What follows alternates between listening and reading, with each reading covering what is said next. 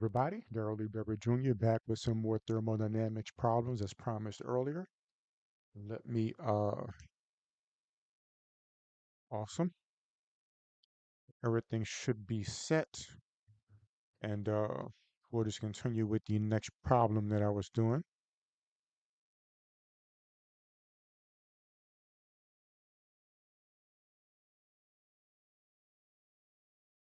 So I was continuing with and hold up, just saying offline. Hold up.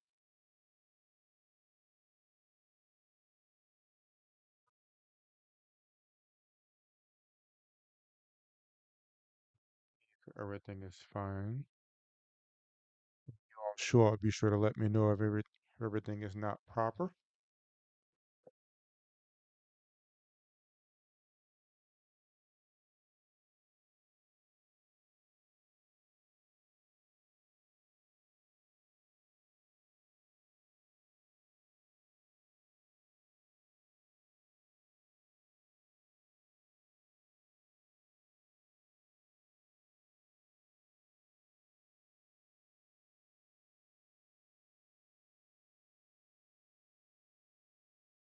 So we left off on parts. We just got the enthalpy, and we have to get the Helmholtz energy for the last problem. And make sure I highlight which formulas I use.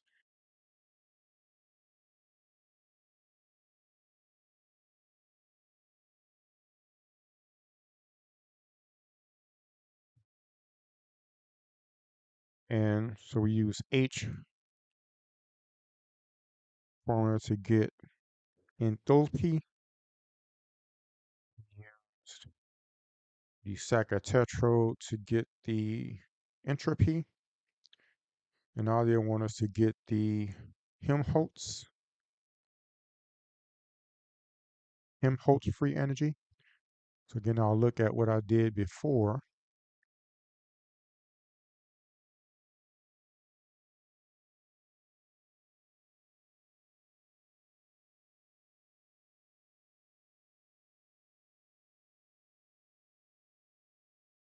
Helmholtz is F. So this is enthalpy,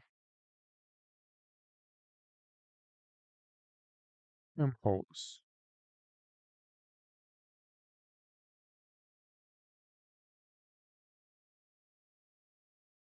equals F equals the energy minus Ts. Helmholtz F is the energy minus the temperature times entropy. And I believe we have all of these values. So we can say F simply equals, and crap, I didn't actually calculate the energy again. I should have just calculated it. I'll just type it in again. So basically it's this. I can actually just copy it down from what it was before.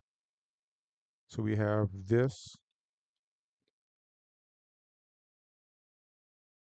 It's going to give me the energy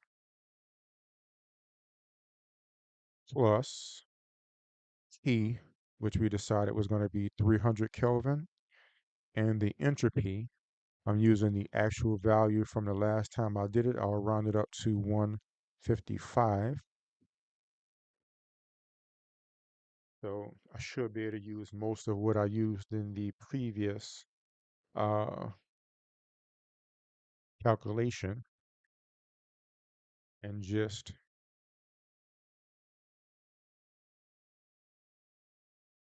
increase the size of this text here a bit.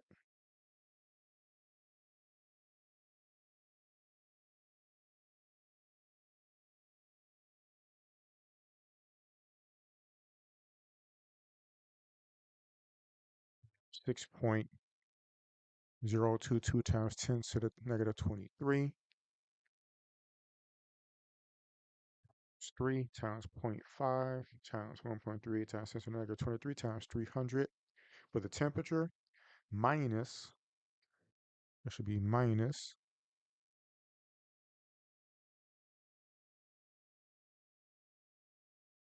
this would be 300 times 155. Delete the rest.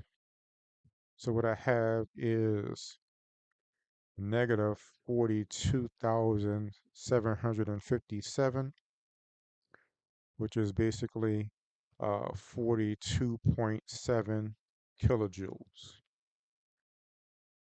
This is in joules. So these are the units that are customary for these types of energies. And looking at my previous work, it's about right. Remember my negative. The last thing we have to get is Gibbs free energy.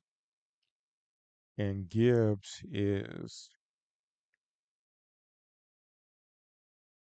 G equals the energy minus temperature times the entropy plus the pressure times the volume.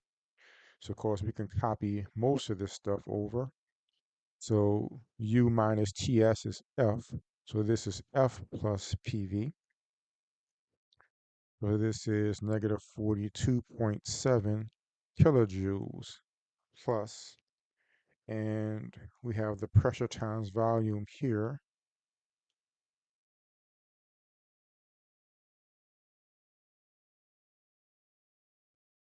Easy enough to type in. We have this answer here plus 10 to the 5 times 0.02493, and that equals negative 40.2 kilojoules. So we know that the newtons times meters squared times meters is joules, and that looks to be about right, considering my rounding, right? To make sure I have these equations.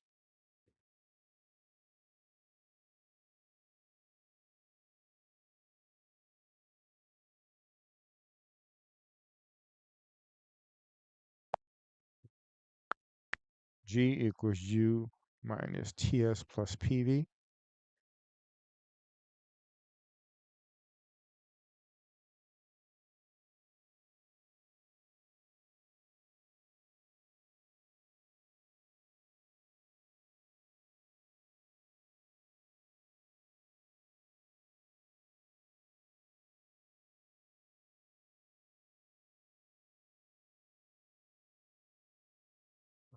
This one, I like this one.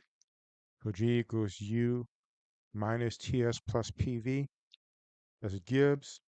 Helmholtz is F equals U minus TS. Enthalpy is H equals U plus PV. We got the tetrode, and the ones I had before,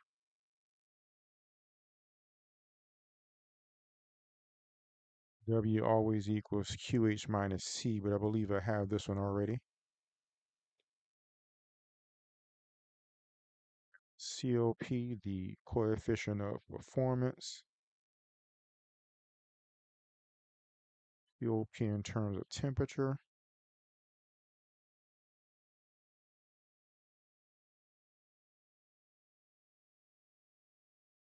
Work in terms of energy and in terms of temperature.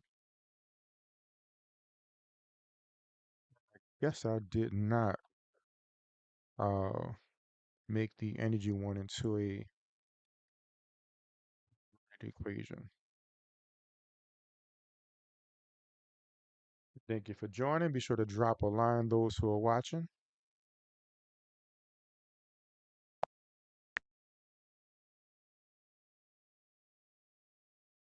This is the first law of thermodynamics. Right. Looks like we're ready for the next problem.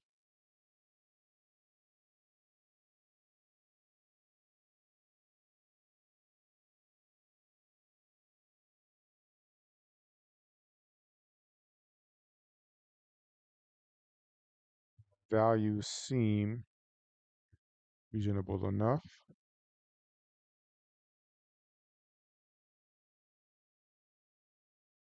Only one I messed up on was really the enthalpy one.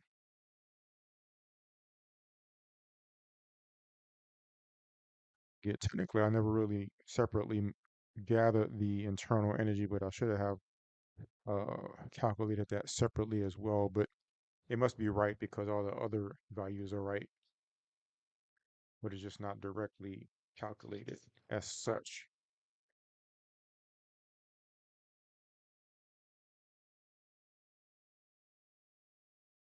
5.2. But this is one that I had difficulty with, so I'm going to have to go through a bit closely. And it's just the particular way of maneuvering these formulas here.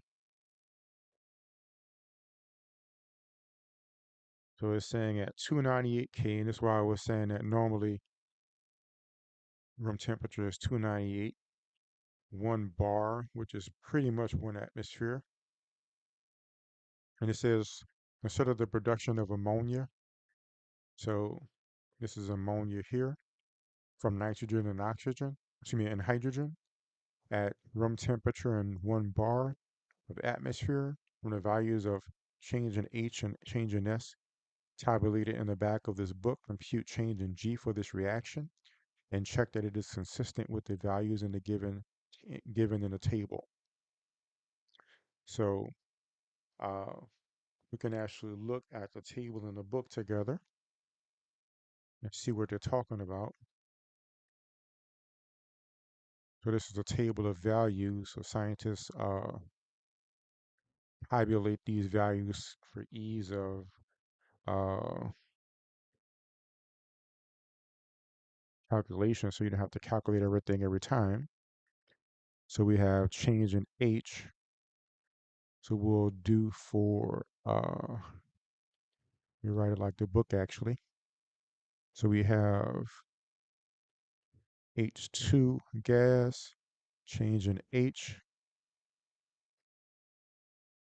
is going to be 0. Change in S is going to be 130.68. And actually, that's just S. And change in G going to be also 0. If we have N2 gas, change in H, 0, change in, or just S is 191.61, and change in G is also 0. And for ammonia, we have change in H is negative 46.11, S is 192.45, and change in G is negative 16.45. So these are the values of these, and they want us to calculate the change in uh, G, Gibbs free energy for the entire reaction. So let me see if I can recall how to do this one.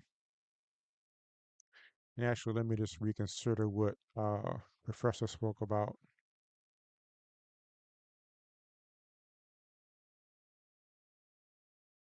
So he pointed out that Gibbs, the complete Gibbs free energy, is G Gibbs equals the energy of the object minus temperature times the entropy plus the work required to move the air to make space for it.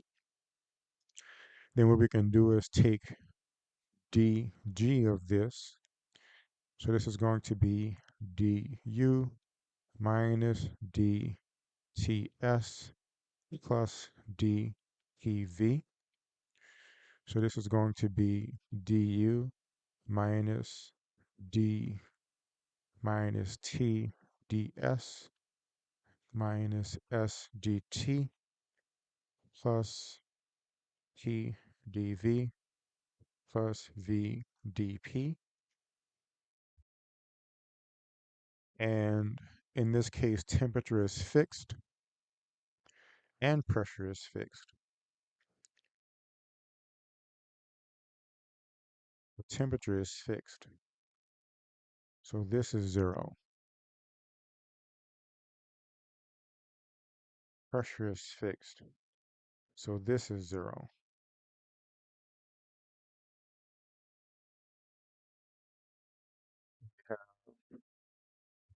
This equals du minus t ds plus p dv.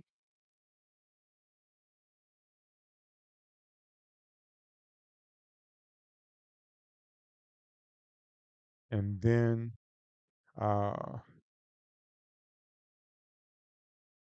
see if I overlooked some t fixed, p fixed. And currently when g is minimum, g equals w.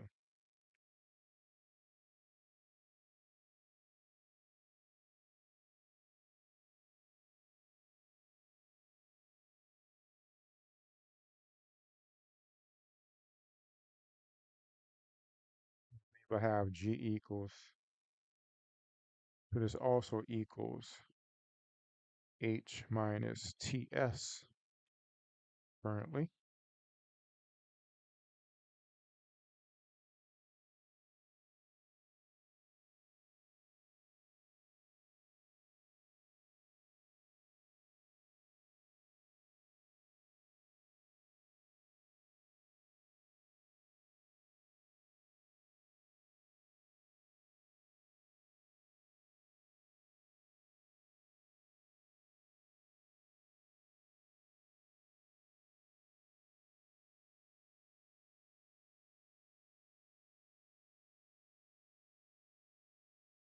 See, so we're saying g equals h minus ts. So dg equals dh minus t ds minus s dt.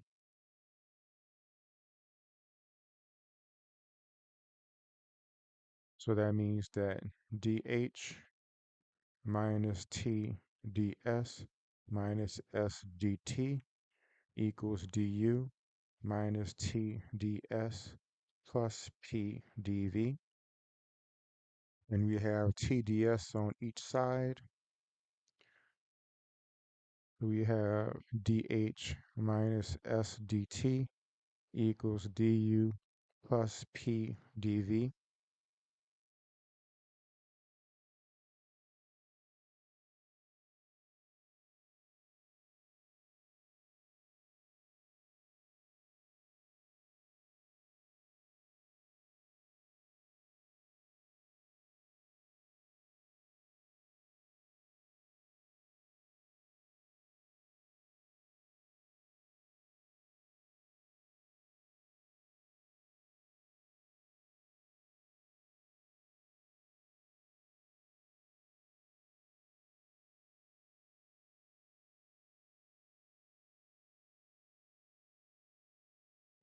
To insert something else as well.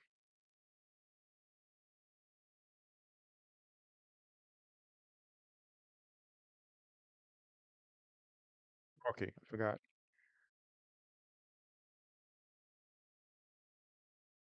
So this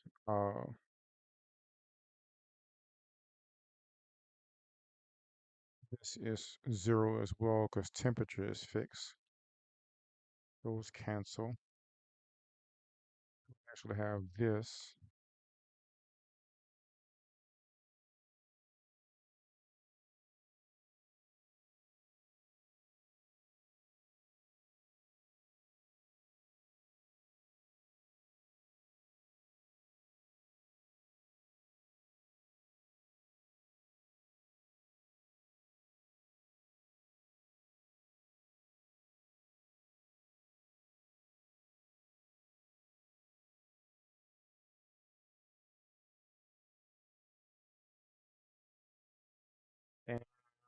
What I need to do as well is keep the the DG at the end.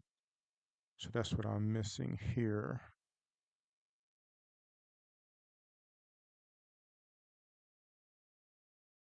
So this whole thing is still equal to DG.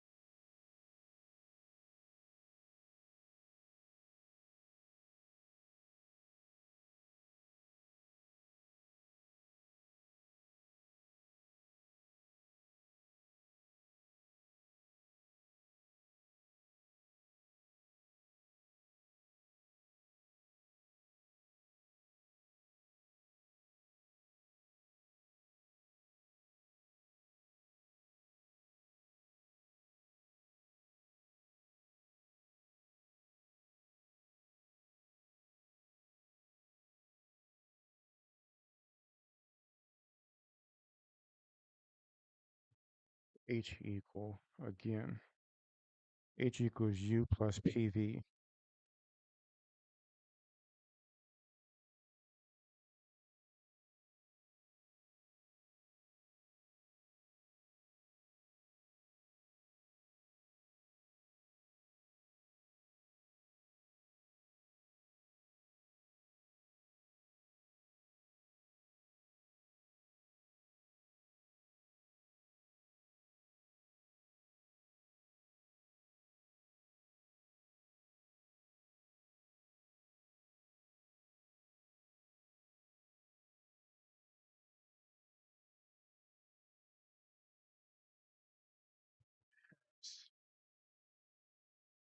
Yeah, I'm not seeing, I'm missing a step on this derivation.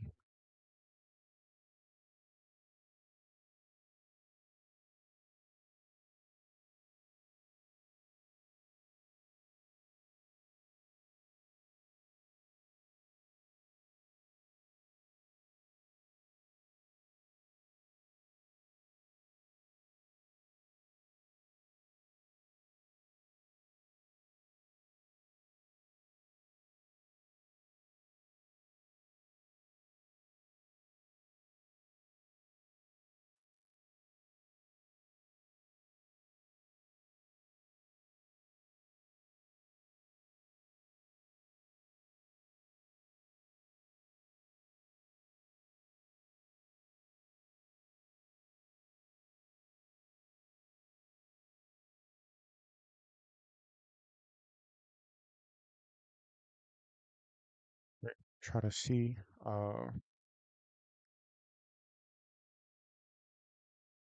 what line I'm missing in this derivation.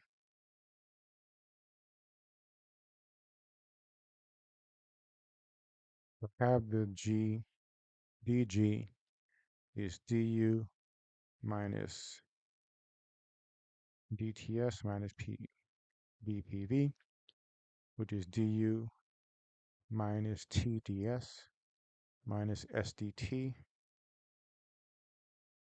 dv and vdp.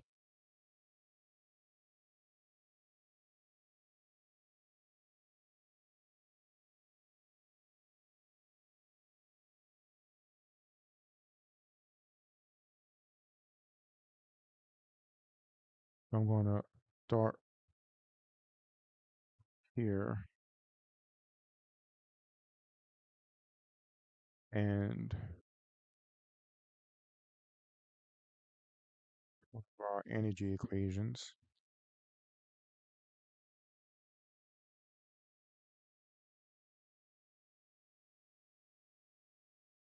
So the initial first law of thermodynamics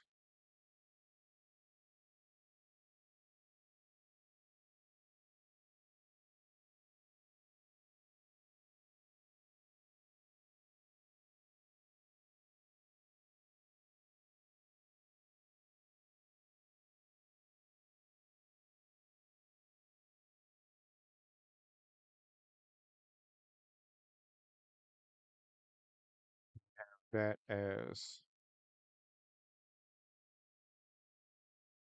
change in U equals Q plus W.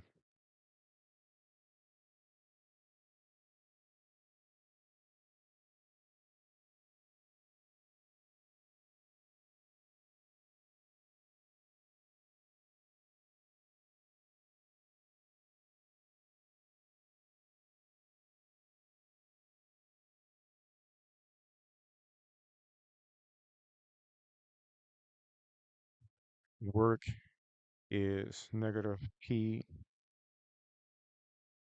change in V. And does Q equals T change in ds? I'll check my formula sheet and see.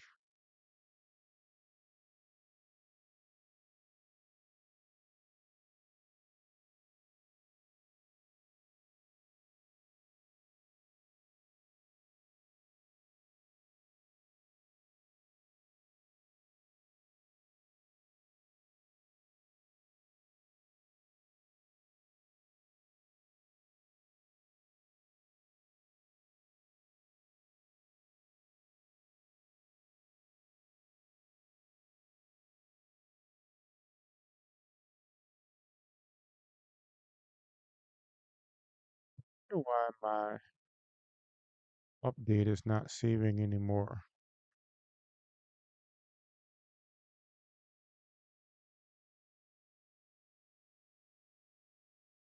Like my actual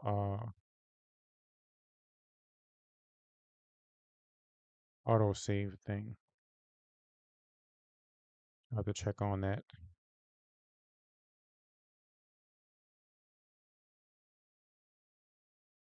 Oh, now it's saying less than a minute.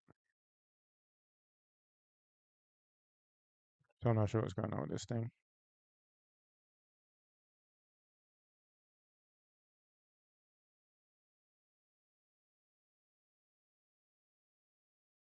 So I'm looking for the equation for Q.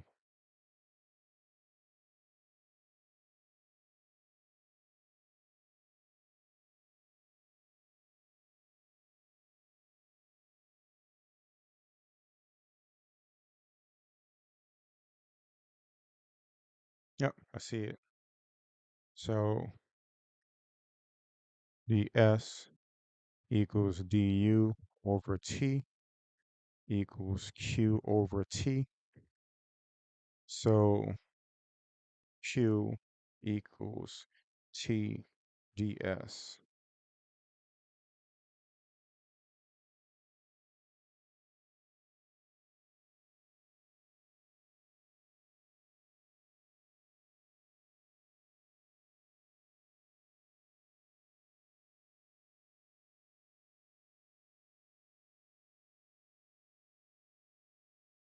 So this is t ds q.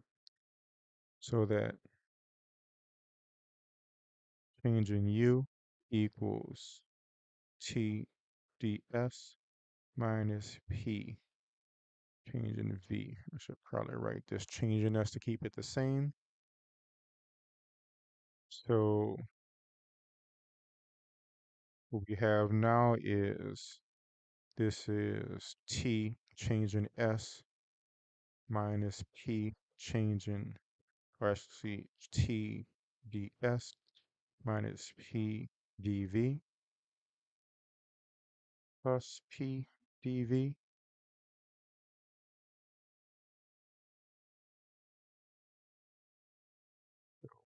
dg equals t ds.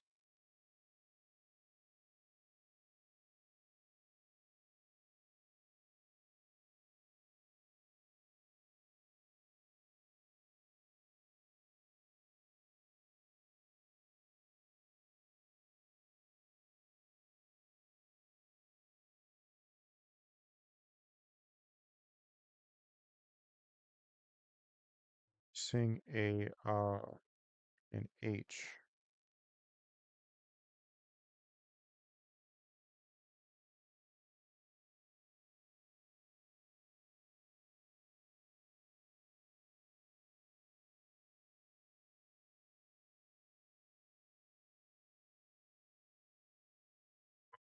I left off a whole the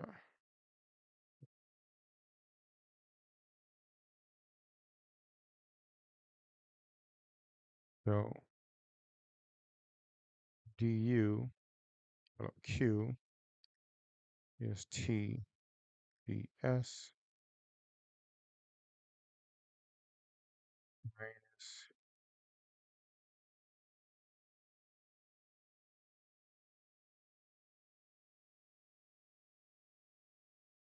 t dv.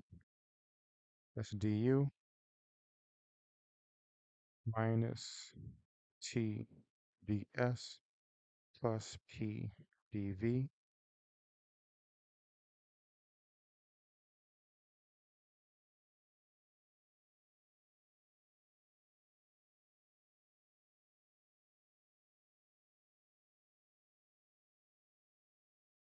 is out. What's going on? There's some step I'm not seeing here.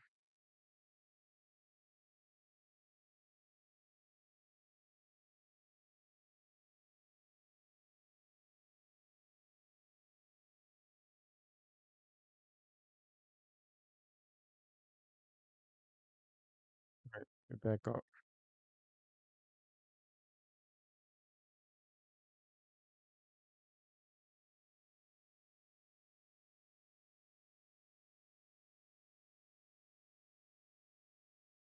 So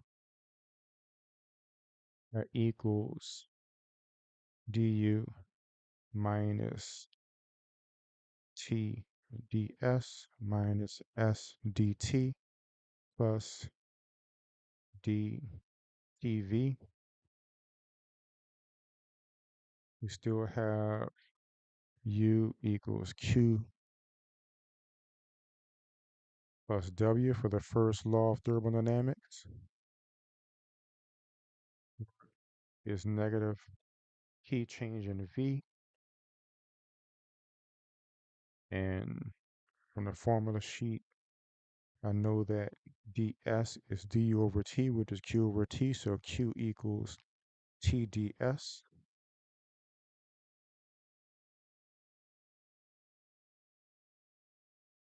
So we have dg equals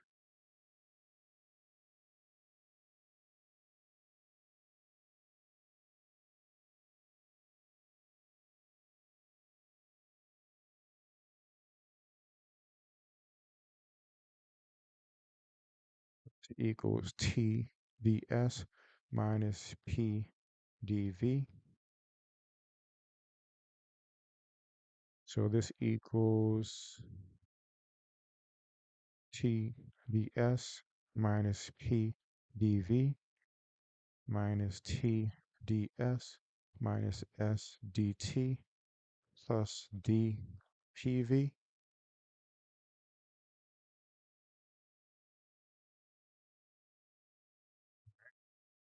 It looks good so far. So TDS minus TDS will cancel.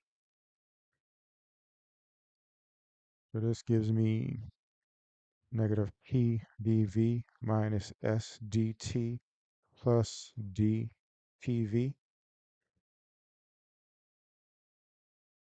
That equals negative P dV minus S dt plus P dV plus V dP. And this cancels. So dg equals negative S dt plus V dP. So change in G equals, how was it written initially? See how my professor wrote it initially. He switched up and put the H first.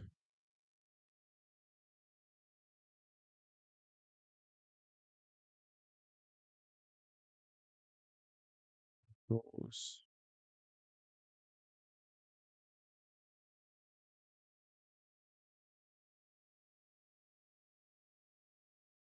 V dp minus S dt.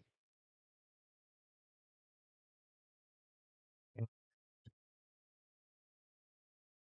just have to get H up in there somehow.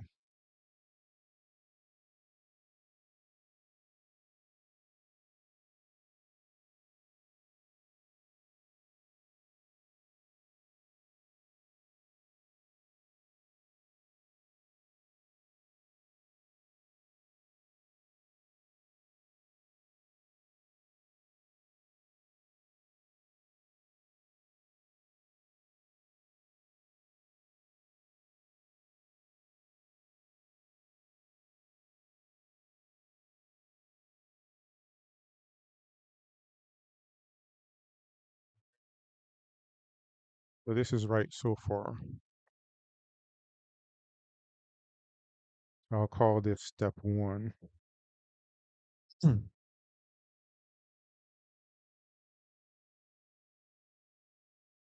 Pressure is constant and temperature is constant.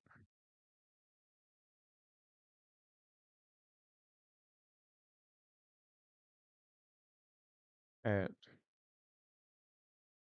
constant pressure, T, change in G equals 0.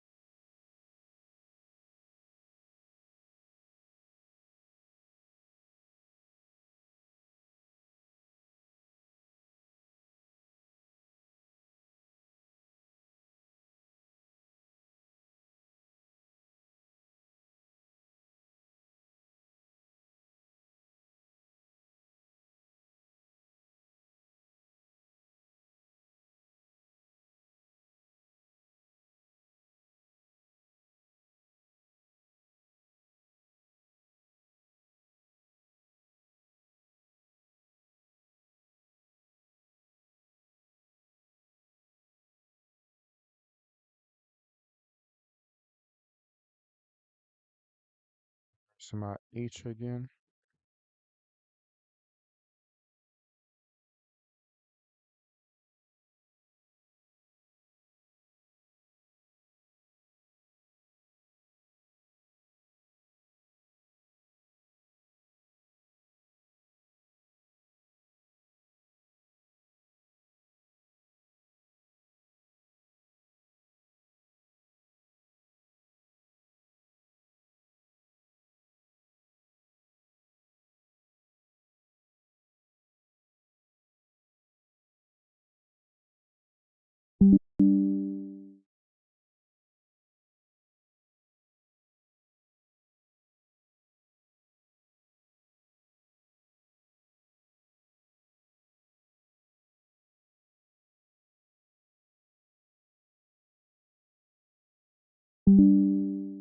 At this point here,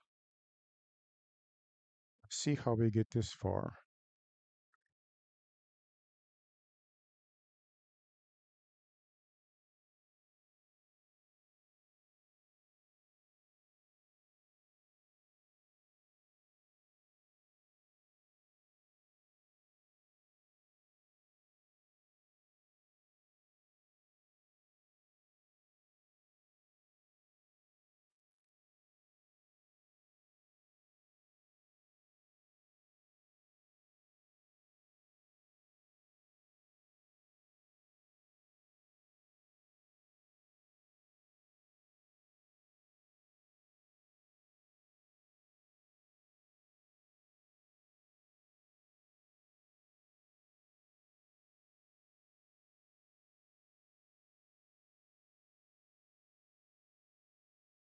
This is enthalpy.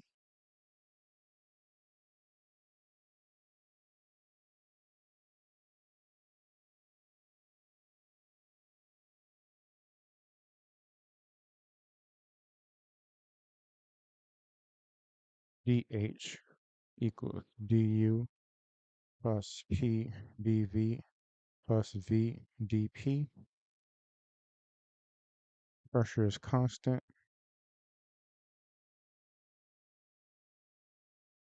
So dH equals du plus p dv.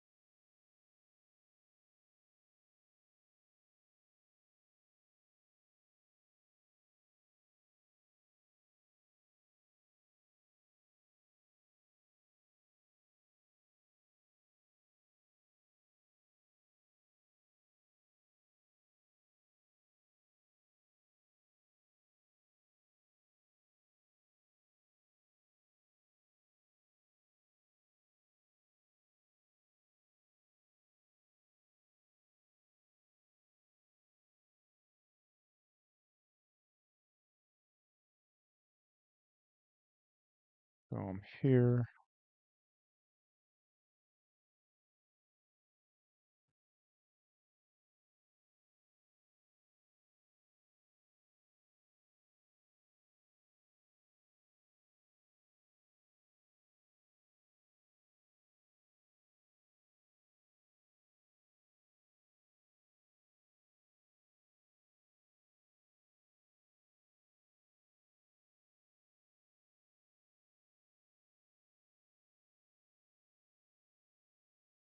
It's correct. H equals du plus v.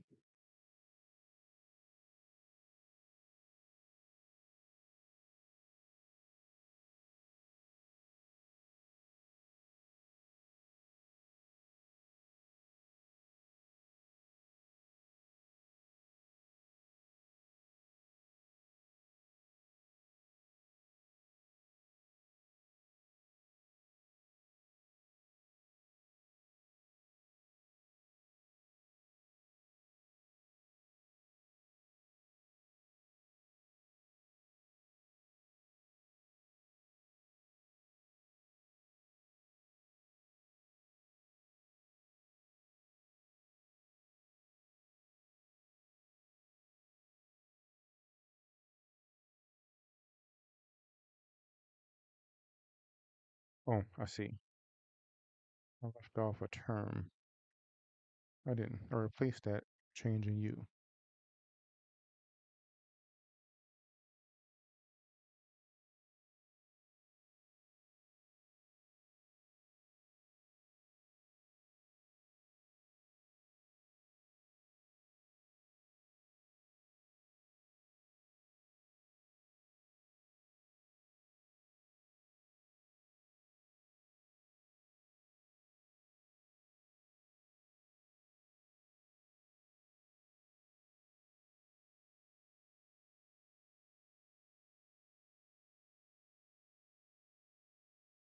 It's over.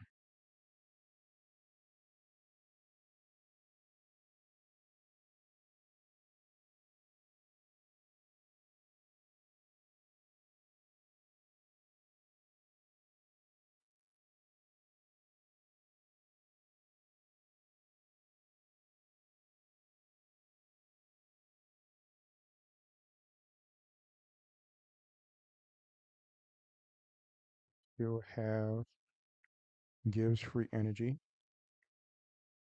Its original form. G equals U minus TS plus PV. This is the internal energy. This is the temperature times entropy. And this is the pressure times the volume. So we can say dG equals du minus dTs plus dPV. which is du minus T ds minus S dt plus P dv plus V dp.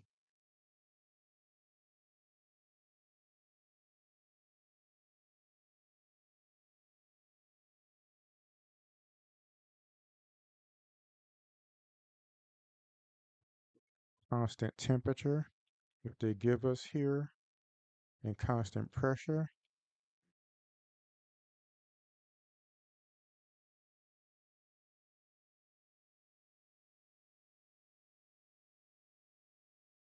This is going to be 0. This is going to be 0. So Gg equals du minus T ds plus P dv. Enthalpy still. Just go ahead and erase.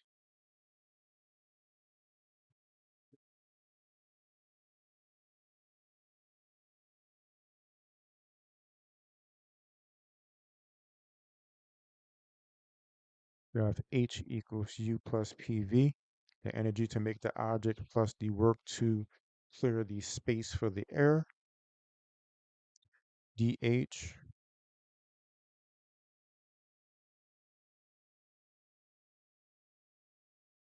we move that down with the derivative, and pressure is constant, so we have that. So we can say that du equals dH minus P dV. So I'll plug that in. dG equals dH minus P dV. I think this is where I had made my mistake before. I substituted the wrong thing. It's easy getting all of these um, PDs and DPs and all this stuff. It's easy to get them mixed up. So we can see how this cancels. So we have dH minus T ds. So we have change in G equals change in H minus T change in S. Please don't let me have to do this derivation on the exam. That'd be horrible.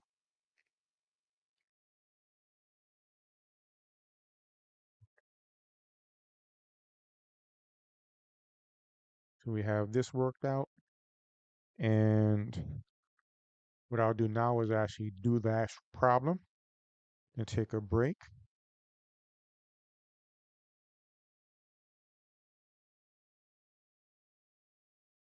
So all of this was to do this problem here.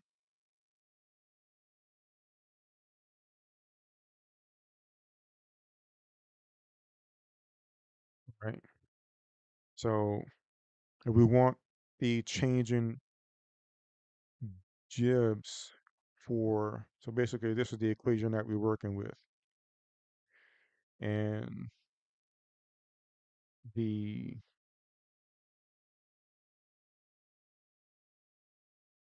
change in Gibbs equals the G product minus G reactant, which is the G product is negative 16.45, and the G reactants are 0, negative 16.45. The change in H is the H of the product minus the H of the reactant. So that's going to be the H of the product is going to be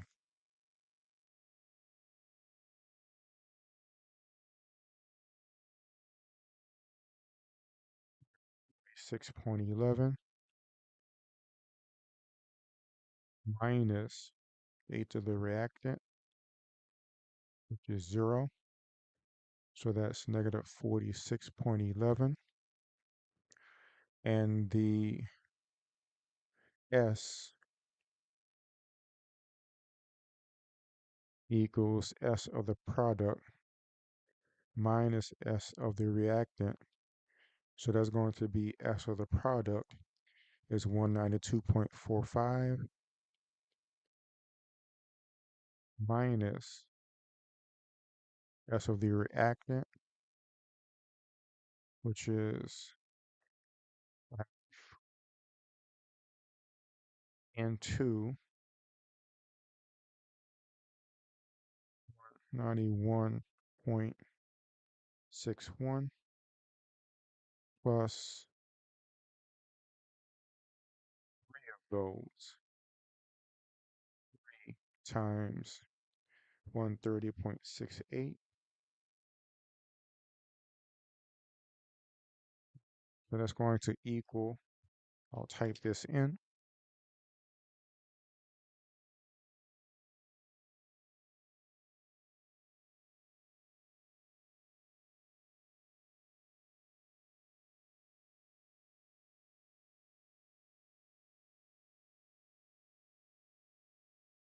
481.2. Change in G should be change in H minus T, change in S. So that should be negative 46.11 minus 298 times negative 481.2.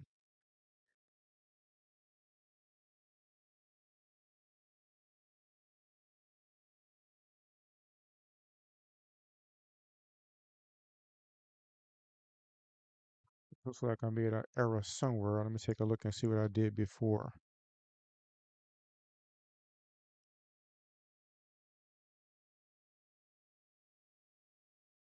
Change in S. Oh, that's what I messed up. There's two reactants on the side.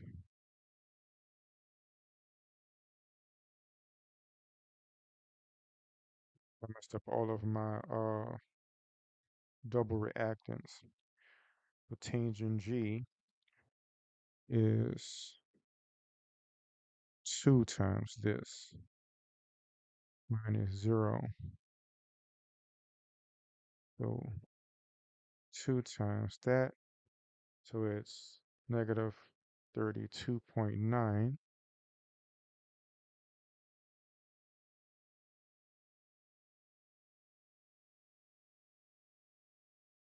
And H product minus H reactant still 2 times this minus 0. So it's 2 times that. So it's of 92.22.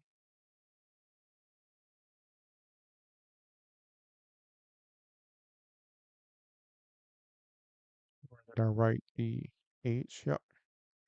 So I got to remember the number of units that these things have in the reaction. So some of them were 0, so it's easy to forget. Hey, what's going on the mathematician? Yep, still going. So I still have what? 1, 2, 3, 4, 5, 6, 7 problems to go. It's just this one, it took a long time to figure out the mistake I was making on the derivation. And plus my battery is getting low on my pad. I forgot to charge it when I went to get some lunch, and the plug is so far away.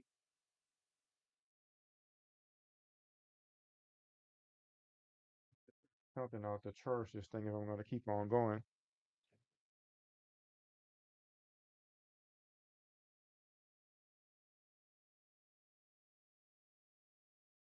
Don't want to actually utilize my. I had to get a new pad because uh the port got ruined. I think it was because I was using some non-Apple cords. So I have long cords, but I want to use a non-Apple one. What is it you want to say? I'll wait for your chat while I plug in this, try to plug in this, move this power cord around to see if I can plug up the pad. Let me see here.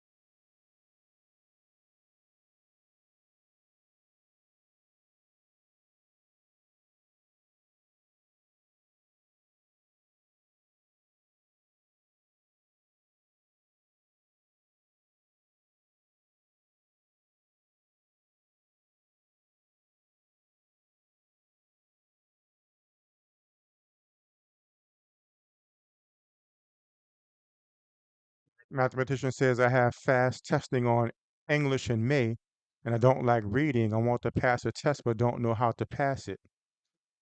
Okay. I was good at reading because I have to do a lot of reading and writing for my classes, so I can help you with that as well. What you're doing, see if we can get you some reading strategies and stuff like that.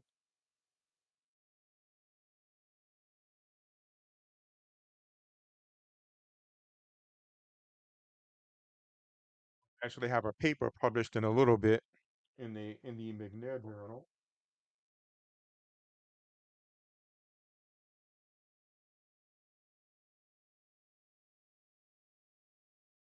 I think I saved the stream since we have some people here. I'll be able to keep going. I think I can move this thing up so I can charge.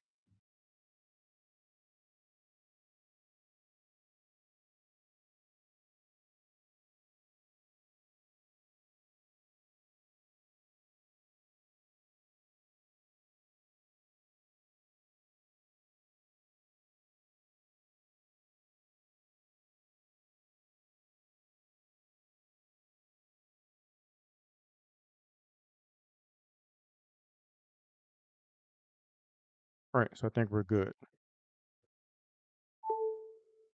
There you go, charging. It's like there are four options and I would have to choose the right answer. Yeah, I'm familiar with those kind of problems. You're talking about on the is the fast testing part of the SAT or is it part of your normal courses?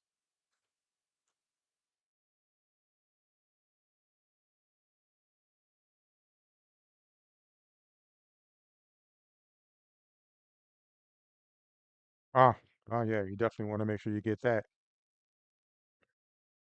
Yeah, I can help with that, man. Just whatever you need help with. So pretty much anything up to the undergraduate physics level, like anything up to junior level college stuff, including the GED. I took the actual, test to get into graduate school. I took that test as well. So pretty much anything up to the GED, I can help you with.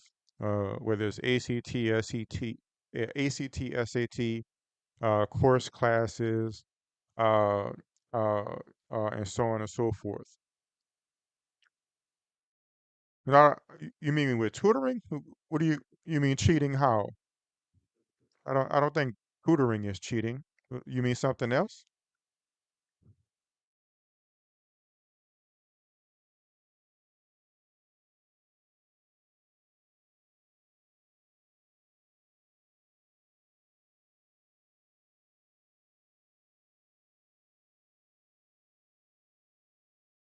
Why would I want you to cheat on the test? Why would any academic want you to cheat on the test, would you think?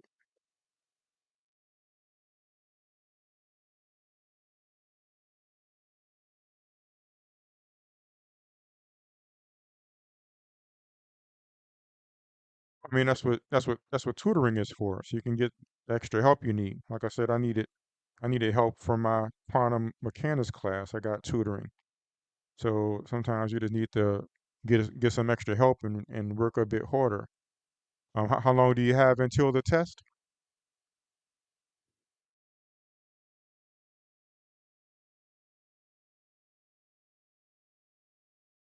May 3rd. Okay, well, I would just schedule it as soon as possible. So schedule it as soon as possible so you can get started as soon as possible. So, you know, the sooner the better. The more time you have to work on it, the better. So definitely, the longer you wait, the worse it becomes. So when I know I needed help on my quantum, I got help as soon as possible, and that's how I was able to pass that class. So sometimes we can use some help. It's awesome. So let's see what I have here. And I'll be able to keep going instead of taking a break since my thing is charging. And I will be meeting my mentee at 5, so I'll probably leave at in like 45 minutes. So about 45 minutes, I'll see how far I get and through these problems here. But I'm still gonna finish all of them, even if I have to finish it Monday or Tuesday. But not to say that I'll be on stream to finish the rest, but I didn't expect some of these to take as long as they took. So I have what, 1, 2, 3, 4, 2, 3, 4, 5, 6, 7. Yeah. You have a cheat. Uh, no, we are not allowed to cheat on our exams. I don't think there's a way to cheat anyway if I wanted to. Uh, but yeah, they're pretty strict about that. Uh, it was my job to actually catch people cheating because I was a learning assistant. So it'd be extra bad if I was cheating. So but yeah, I mean, that's okay. I mean, I guess it's a valid question. I mean, you know, my professor trusts me enough to where I went out of town to present my research, and he said, that's fine. You could just take your test when you come back. And when I came back and I took the test, something came up and he had to go. He was just like, "Okay, I'm gonna leave you here to take your exam. I'm gonna trust you not to cheat." And he didn't come back for an hour. I didn't cheat or look at my phone or anything. I just did the exam. That's when I was saying I got an 88 on. Right? I could have cheated and looked up something and got a 100, I guess, or something, or 90 something, but I just, you want to get the grade that you earn. If you cheat, then you don't really get the grade that you earn. And what's bad about that is when you get to the next level, you're not going to know what you need to know, and it's not going to be good for you. So it's better to get a lower grade, honestly, than to get a higher grade from cheating. Right. So in other words, I told you how I got the highest score you can get in my community college, but then when I got here, right now I'm a B student. I'm a high B, but it's still like 3.6. It's still a B. But they told us, when you come here, people usually drop a letter grade. Yes, it's not good. Yeah, it's not good. But my first semester was my weakest semester. I made like a 3.3. But then eventually I started making 4.0s some semesters, and I thought I was going to make an A. I had to make an A in every class, but it doesn't look like I'm going to be able to do that because right now I can only see my grades like that on my phone when I open up the courses. Right now I have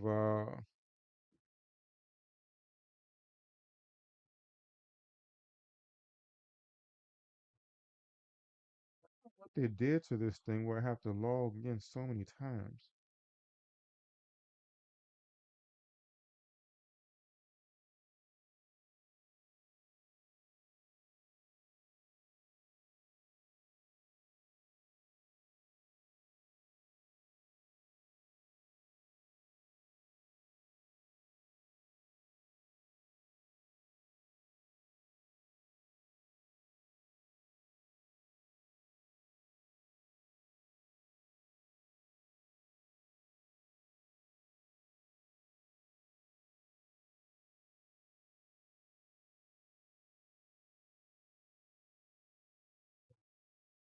What did I say? I have a B in like two of my classes. All I have like three A's and two B's, something like that.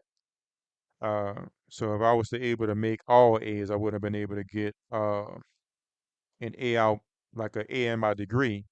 But instead, it looks like I'm gonna get a B plus in my degree, which is still good. Still good. Trying to pull up my grades to see exactly what they are, but this thing is uh acting like it has a problem. Awesome. So, but there's still time. I mean, but I think I'm gonna end up getting a B plus, like a 3 point something. It's gonna be a 3 point, I don't know, 3.5, 3.7. Well, it can't be a 3.7. That's an A. Probably end up with a 3.4 to a 3.6, somewhere around there. Right now, I'm about 3.6. So it looks like I'm either maintaining to go just a little bit down with the two B's that I'm gonna get, but it's still really, very good. So I learned that a B at UT is like an A anywhere else. Like a B here is like an A at my old school because it's a whole lot harder here. And the mathematician says in the unit four discussion, what will you be discussing? I already answered that for your last one. The teacher said, my teacher says, never concentrate on your grades, but believe in your hard work. That's some good advice right there. Yeah, that's some good advice. If you can do that, you learn everything, then you get good grades. That's how it works. You learn, you get good grades. You don't learn, you don't. Well, I mean, like I said, unless some people cheat, but it comes back to bite them in the end.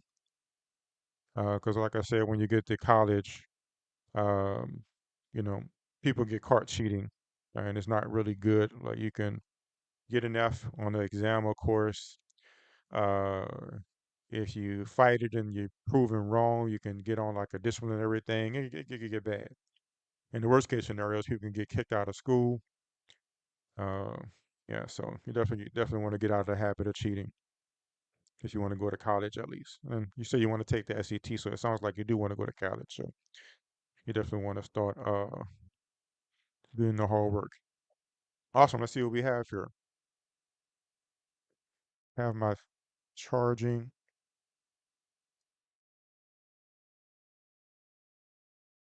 I'm fooling around with this charter so much that I messed up my setup. So where was I?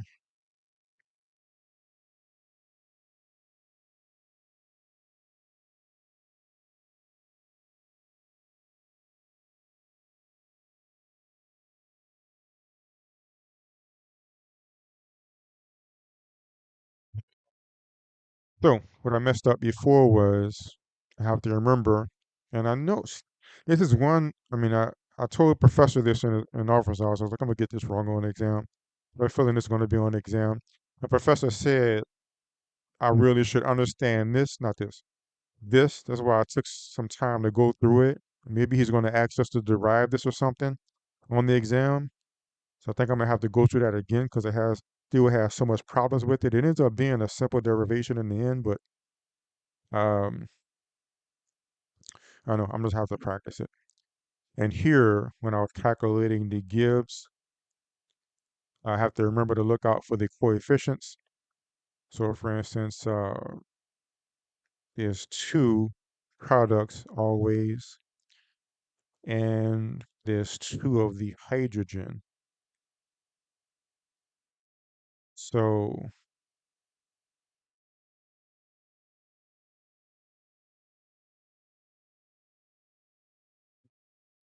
there's going to be two products. So two of those, and one into three oxygen. So these are the coefficients I missed before. So that should actually fix this. So let's see what I get now.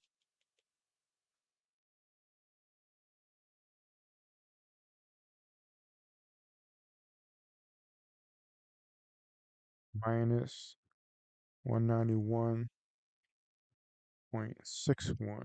plus 3 times 130.68. I have to close the parentheses. Nope, it's good. So this is negative 198 0.75. All right, so change in G should be change in H minus change in S. So this is negative 92.22 minus 298, and still this seems high. What else am I doing wrong? I officially hate this problem.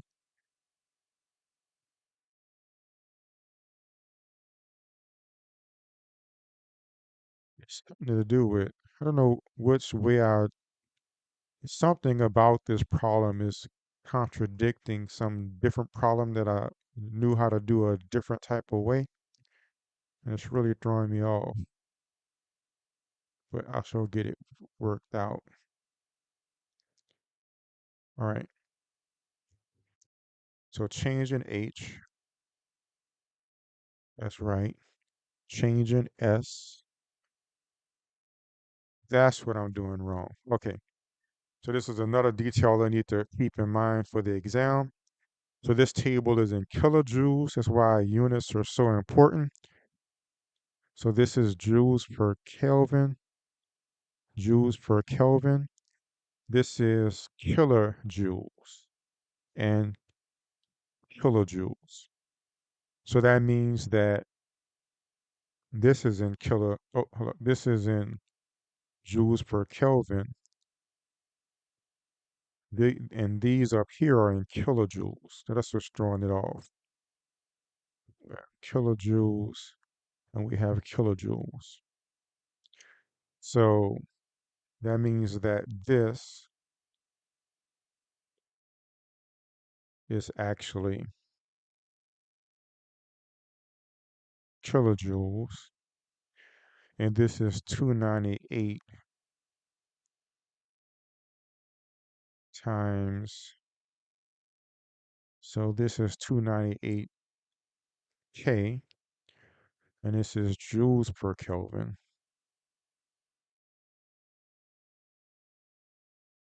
All right, so this will give me joules, and this will give me, so this will still be 92.22 kilojoules, and now this number makes sense.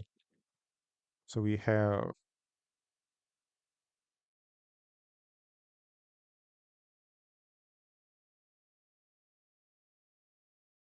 negative 481 times 298, and both of those are negative, so that becomes positive.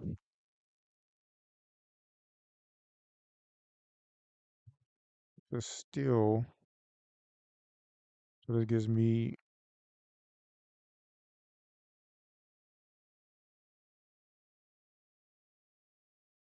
okay, so this is in joules. Okay, but it still gives me something that's off. 143 kilojoules. Well, this is the first time I kept it in. Oh, well, actually, it's not that bad. Let's see here. Plus 92220. Close. So there's something else. Maybe I need to, oh,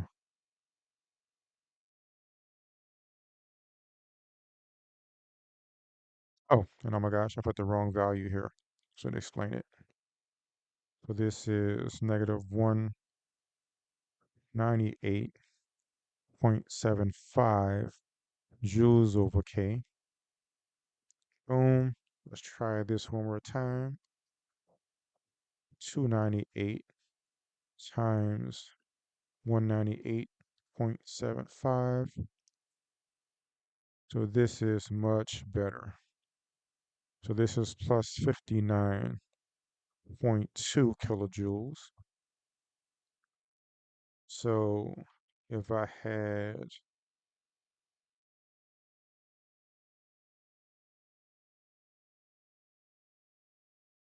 50, 9.2 minus 92.22.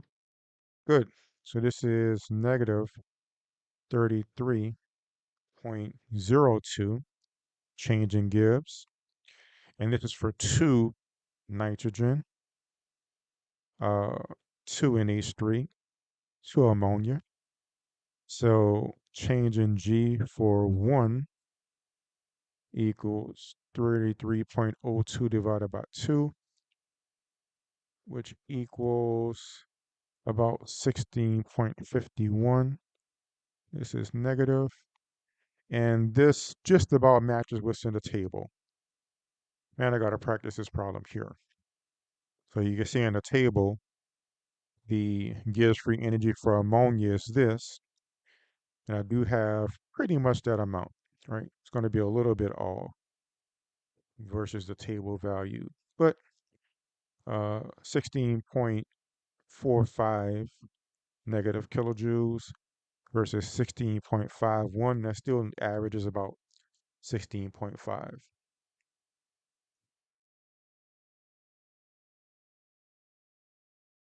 Awesome.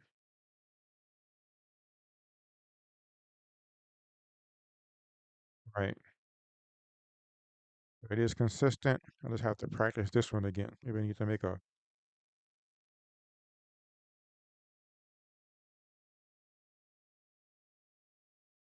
I have time for one more right now. Let me see what comes up next.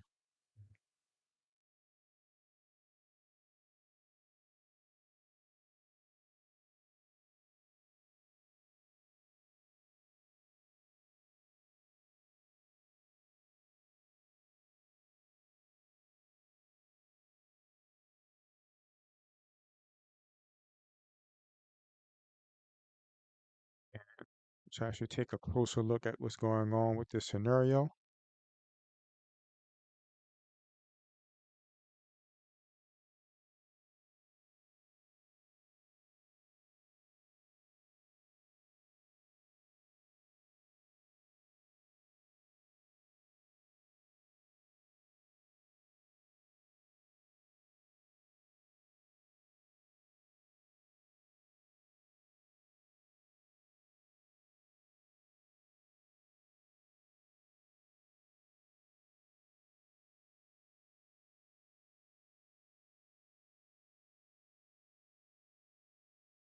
Check mark here.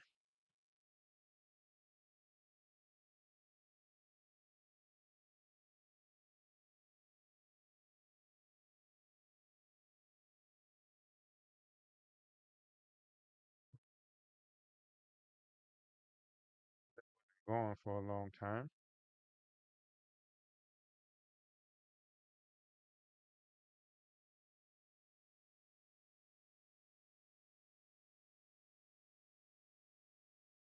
All right.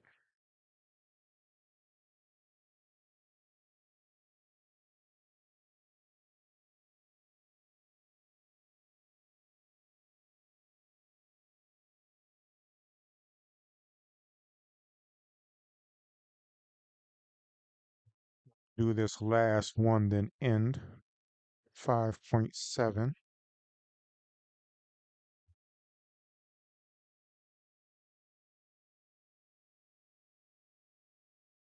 Metabolism of a glucose molecule occurs in many steps, resulting in the synthesis of 38 molecules of ATP out of ATP out of ADP and phosphate ions. So we have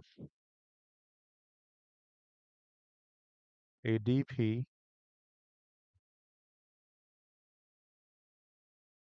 phosphate, plus or minus, I'm not sure which one, I imagine minus, and these make 38 ATP. When the ATP splits back into ADP and phosphate, it liberates energy that is used in a host of important processes, including protein synthesis, active transport of molecules across cell membranes, and muscle contraction. In a muscle, the reaction ATP to ADP in phosphate is catalyzed by an enzyme called myosin that is attached to an adjacent filament, causing the muscle to contract. The force it exerts averages about 4 piconewtons and acts over a distance of about 11 nanometers. From this data and the results of the previous problem, compute the efficiency of a muscle, that is, the ratio of the actual work done to the maximum work that the laws of thermodynamics would allow. I actually doubt this problem is going to actually be on the exam or something like it because it seems rather wild, but I sure will go through it anyway.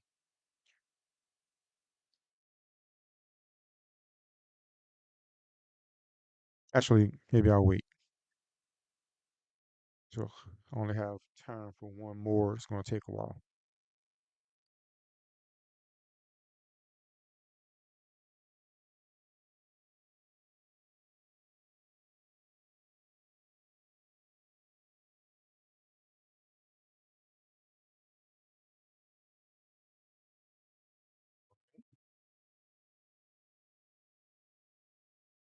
Oh crap, the derivative one.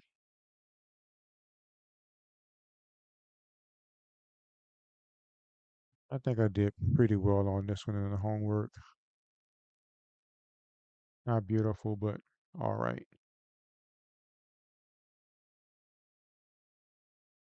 Okay, let's go ahead and do the muscle one.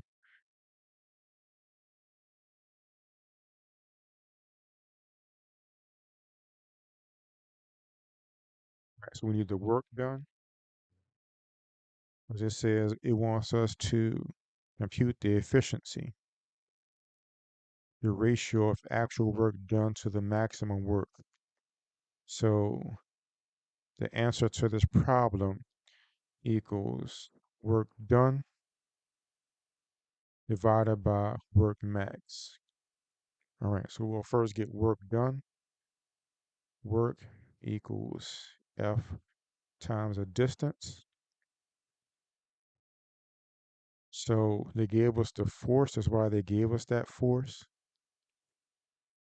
F equals 4 piconewtons, 4 10 to the negative 9 newtons.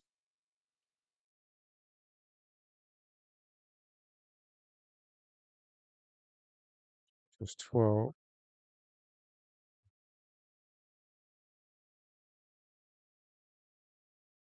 Distance is 11 times e to the negative 9 meters. So this becomes 44 times 10 to the negative 1 oh, oh, hold up, 21 meters. Oh, so I mean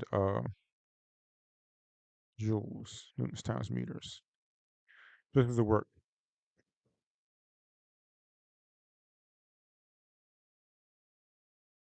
The one work. Two, we're gonna find the maximum work. So it tells us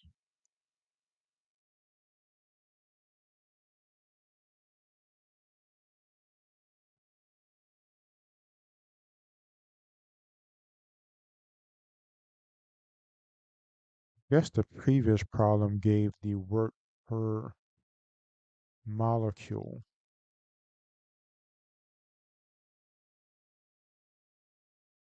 T.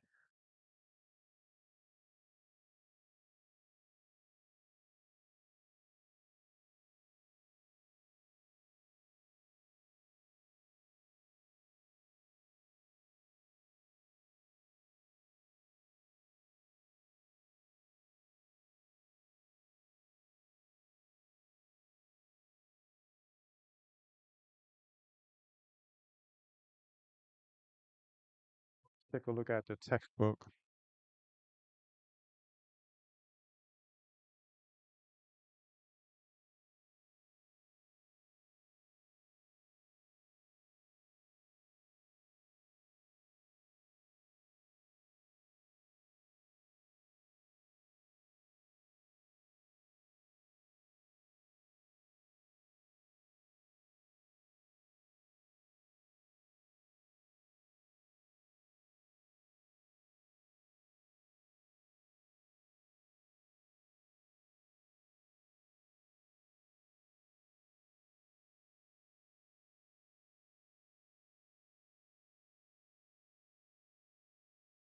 So this would be metabolism of glucose right there.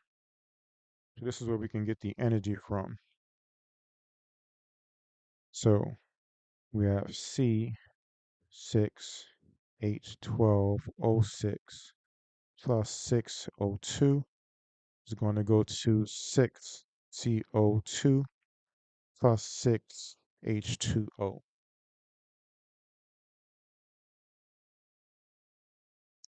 C6H12O6 plus 6O2 to 6CO2 plus 6H2O. Metabolism of glucose.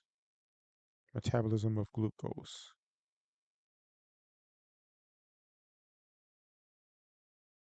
Uh, I mean, I guess it could be a similar process as the photosynthesis. Um, I suppose plants could do it the same way or a similar way to the human body, just with a different source of energy. I can't really say I'm very versed in photosynthesis. Thanks for sharing that though. But yeah, yeah.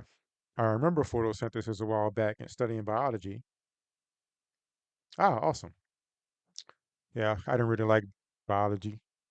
At one point I was thinking about being a medical doctor, but I didn't like biology class and the biology stuff. So that's why I figured that wasn't for me. But I like physics and math and stuff.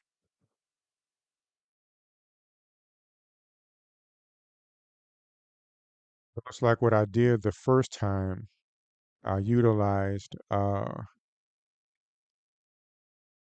numbers from the table, and I will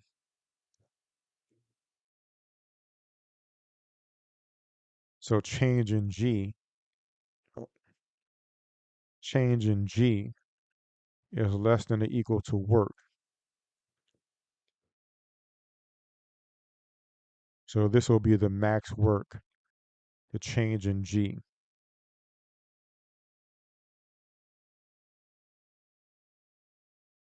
And I guess I wrote my delta too ugly. Do you like biology, the mathematician? Or what do you plan on going to college for? Like what subject or field or whatever?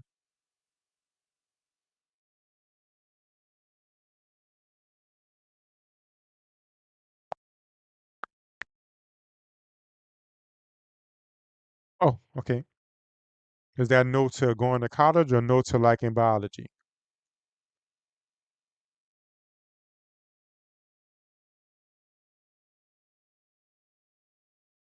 Ah, awesome.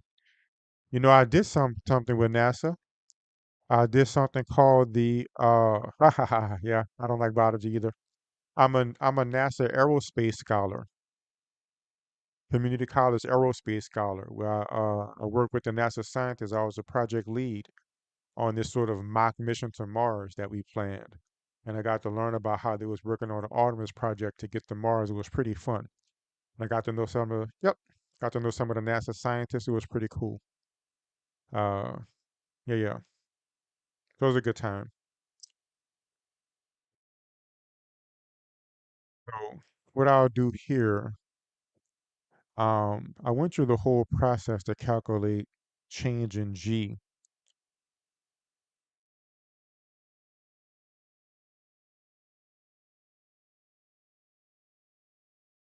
So let me see if I got the value right for that.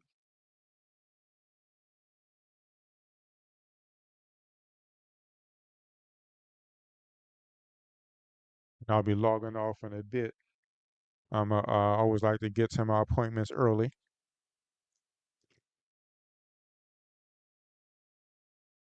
Yeah. So change in G is 2878. Yep, and that's directly from the delta G of the equation. So basically, by the way, I forgot, let me put the book on the table again. So if you look at this table back here, in the back of the book, these are the formulas for all of the things. I haven't been looking at that too closely. I know he did some of these, what do you call it, tariffs? I know he did one for Canada and one for Mexico, but yeah, I haven't really been paying attention much. Uh, I don't know. That's that stuff. I don't know. But I can understand it. I can see it. I mean, it seems like, yeah, I guess I don't really keep up with that too much. Uh, yeah, just upsetting, I guess. You focus on it too much. Or maybe I just don't care so much anymore. I don't know. But yeah, I did see some blurbs about how there's some pushback and they're trying to stop them and from doing the tariff stuff. And some people are saying it's unconstitutional. I don't know. I don't pay attention to it too much. Not to say that you shouldn't, but I don't know. I guess for a long time I haven't really been interested in politics, even though I try to motivate myself to get more interested in it. Maybe in the future I'll get more interested in it again. Basically, what I did was just like how that problem here, I calculated the Gibbs free energy by subtracting everything. So when you get the Gibbs free energy of the uh, all the products minus the Gibbs free energy of all the, excuse me, so change in G, let me write this. Change in, what's the best way to write this? Change in the sum of G for the products minus the change in the sum of G for the reactants is going to equal 2878.94 kilojoules. And that happens in one synthesis. One synthesis has that much energy and makes 38 molecules. So that's about 38 molecules. Mathematician says, "Do you love chemistry?" I think I know chemistry and physics. You have to be strong in maths. You know what? I do like chemistry. I didn't at first. But the classes that I took at chemistry at UT were so fun that I actually thought about making chemistry one of my majors. So I knew I was going to be a double major. I always was doing physics already, but it was already too late because it's so different from chemistry.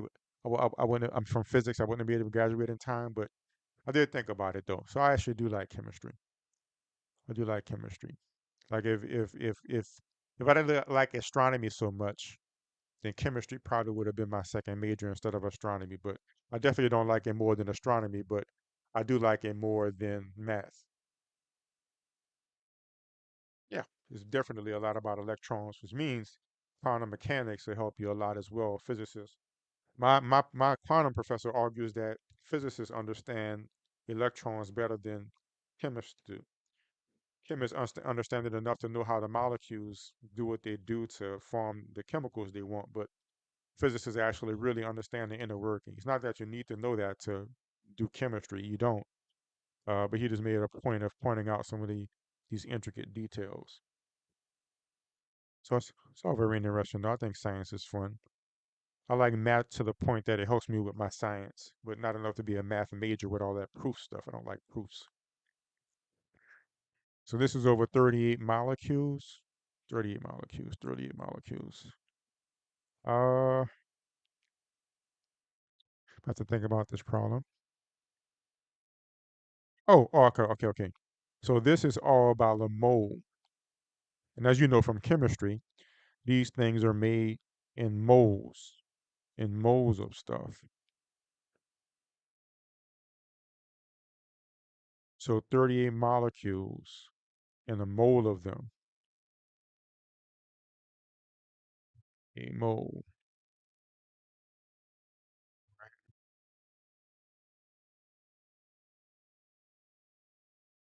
A mole of each of them.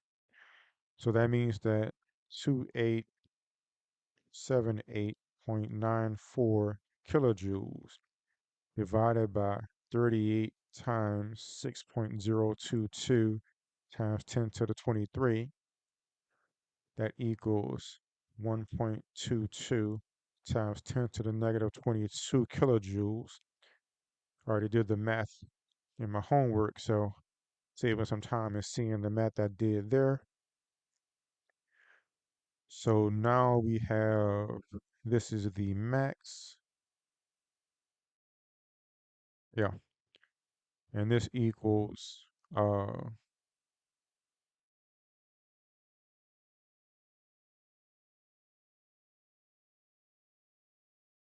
440 times 10 to the negative 22 joules.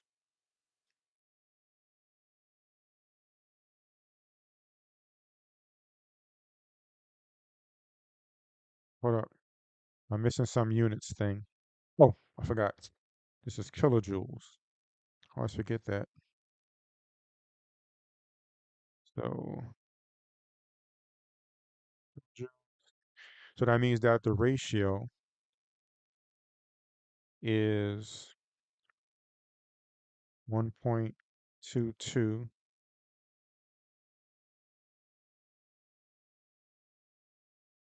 uh, times 10 to the negative 22 kilojoules. Yeah, I do think physics is awesome. I liked it very much since my high school days. My physics professor let me keep my physics notebook because I did so well in the class, not textbook. I did so well in the class and I liked the book so much. Yeah, I would say that. Yeah, I would agree with that. Definitely takes some understanding to do it.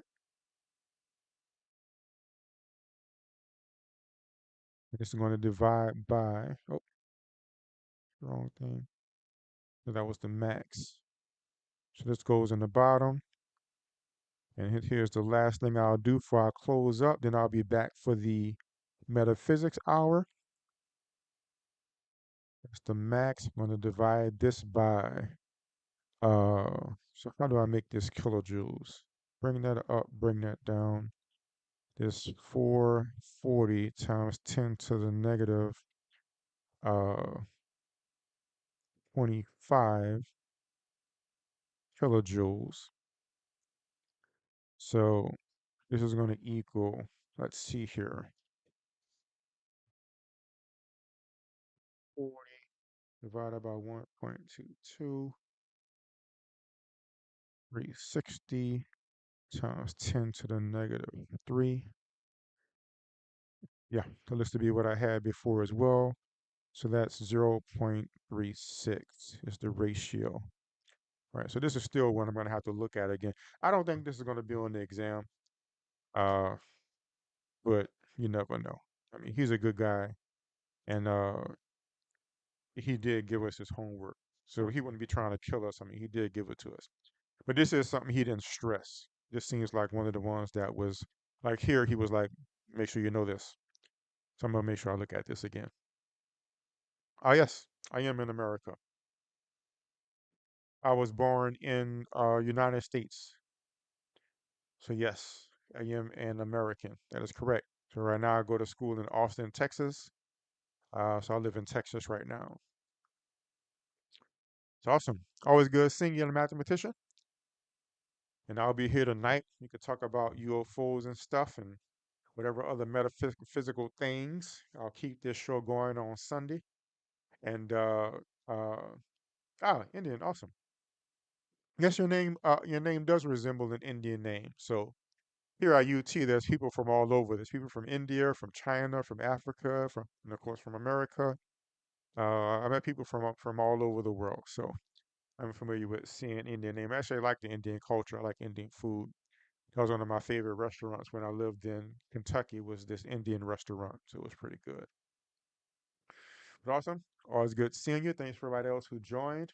If you didn't like and subscribe already, please do so. I'll be back in what 3.5 hours for the metaphysics hour, and we'll talk about some UFOs and aliens today. And I'll see y'all then. Oh, awesome. That'll help with the time zones definitely. Whenever we get up. Sounds good. I'll see you then. What 3.5 hours from now, and we'll have some extraterrestrial fun. Y'all have a good one.